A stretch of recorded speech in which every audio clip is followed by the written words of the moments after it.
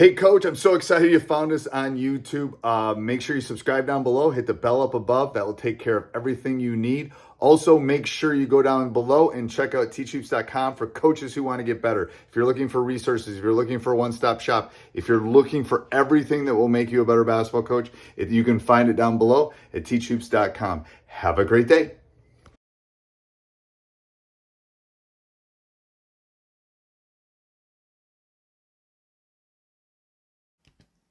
So yeah, that's pretty much it for the 3-2. Get into the Packline man-to-man.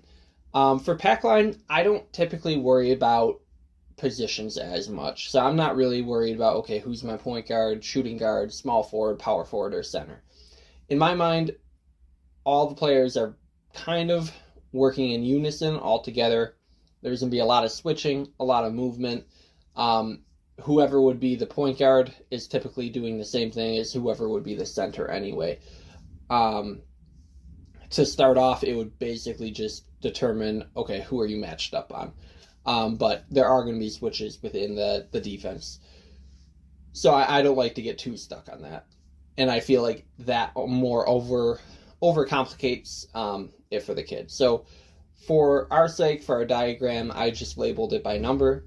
To start off, you're going to have one of your players matched up on the ball handler.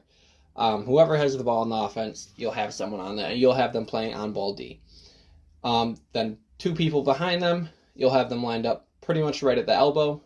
Two people behind them, right around the block. Where we really start to fill in the paint and pack the paint is if the ball gets moved to either the right or the left. So let's say we pass to number 2 here. Number 2 now has the ball.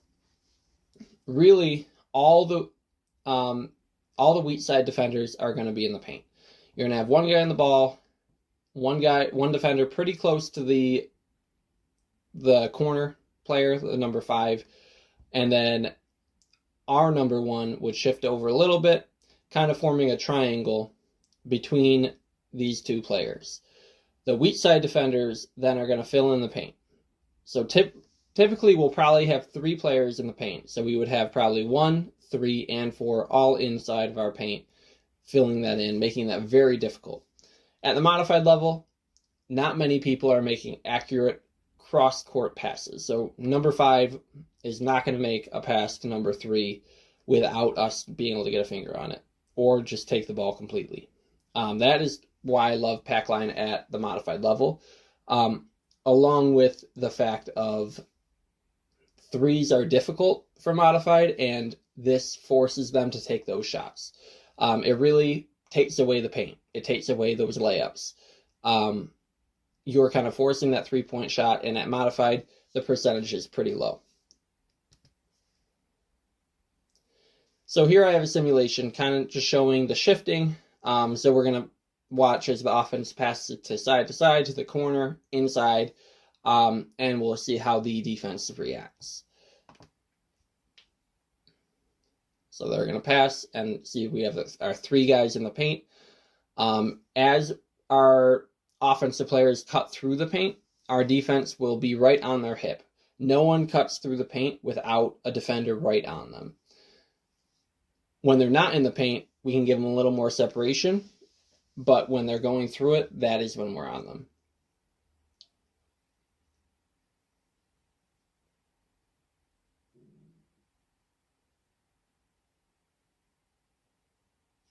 All right, and then we'll move right past that. And then just some general rules to think about when we're running the pack line. Like I mentioned, we really want to pinch into the paint. Any weak side defender should be in the paint. They should not be on their man. It's one of the most important things. If you're on the weak side, do not be right on your man. If anything, they're going to make a cut right past you and be into the paint. Where if you're giving them that cushion, you're already in the paint, they're really, the only option that they're going to get if they do get that ball quick is a 3. And like I mentioned, we're going to let that 3 happen all day. Like I mentioned earlier during the simulation, if your man is cutting through the paint, that is when you're picking them up and you're guarding them close. You are not letting them just cut blindly. You're going to be right with them all the way, and then you can drop them off on the other side, and then you'll reset. Weak side defender. So this is kind of a modification. If you want to be a little more aggressive, your weak side defender at the top of the post. So let's just say number 2 had the ball.